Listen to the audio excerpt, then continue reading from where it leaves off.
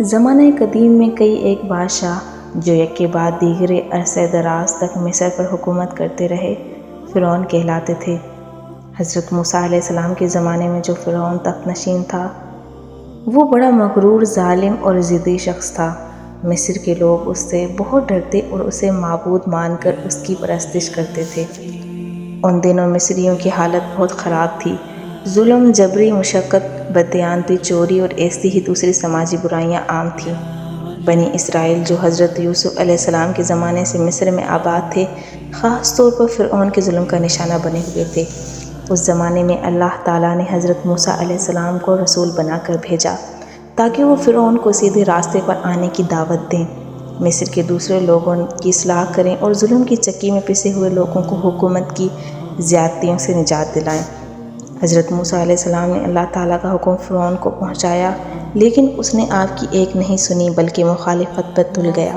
اس نے اپنے لوگوں سے کہا، کیا مصر پر میری کوئی حکومت نہیں؟ کیا یہ نہریں میرے حکم سے جاری نہیں؟ فرعون نے اعلان کر دیا کہ جو کوئی حضرت موسیٰ علیہ السلام کی پیروی کرے گا اور اس کے سوا کسی کی عبادت کرے گا اسے سخت سزا دی جائے گی۔ فرعون کی اس دھمکی کا بنی اسرائیل پر کوئی اثر نہیں ہوا اور وہ اپنے ایمان پر مضبوطی سے قائم رہے۔ اللہ تعالیٰ نے حضرت موسیٰ علیہ السلام کو حکم دیا کہ وہ بنی اسرائیل کو مصر سے نکال کر کنعان لے جائیں۔ چنانچہ آپ نے انہیں لے کر بحر احمر کے کنارے پہنچے تو اللہ تعالیٰ کی قدرت سے سمندر میں راستہ بن گیا اور بنی اسرائیل نے بحفاظت اسے عبور کر لیا۔ فرعون نے آپ کا پیچھا کیا لیکن اپنے لشکر سمیت سمندر میں ڈوب گیا۔ مصر سے نکل آنے کے بعد حضرت موسیٰ علیہ السلام نے ساری توجہ اپنی قوم کی اصلاح پر لگا دی۔